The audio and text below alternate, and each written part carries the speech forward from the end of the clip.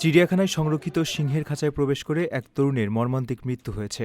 ১৯ বছর বয়সী ওই তরুণ নিয়ম ভেঙে সীমানার ভেতর ঢুকে পড়লে আক্রমণের শিকার হন। সম্প্রতি সামাজিক যোগাযোগ মাধ্যমে ছড়িয়ে পড়া একটি ভিডিওতে সেই ভয়াবহ ঘটনার পূর্ব মুহূর্ত দেখা গেছে। ঘটনাটি ঘটেছে ব্রাজিলের একটি চিড়িয়াখানায়। দেখা যায় তরুণটি খাঁচার ভেতরের একটি দেয়াল ঘেঁষে গাছ বেয়ে ঝুলে থাকার চেষ্টা করছেন এবং ঠিক নিচেই সিংহীটি অবস্থান করছে। এই মর্মান্তিক ঘটনার পর চিড়িয়াখানা কর্তৃপক্ষের তরফ থেকে জানানো হয়েছে, প্রাণীটি কেবল তার নিজস্ব সীমানায় অপরিচিত কাউকে দেখে স্বাভাবিক ও সহজাত প্রবৃত্তি থেকেই এই আক্রমণ করেছে। এটি বন্যপ্রাণীর একেবারে নিজস্ব আচরণ। যেহেতু সিংহীটি কেবল নিজের এলাকা রক্ষার্থে এমন আচরণ করেছে, তাই কর্তৃপক্ষ নিশ্চিত করেছে যে প্রাণীটিকে মেরে ফেলা বা ইউথেনাইজ করা হবে না।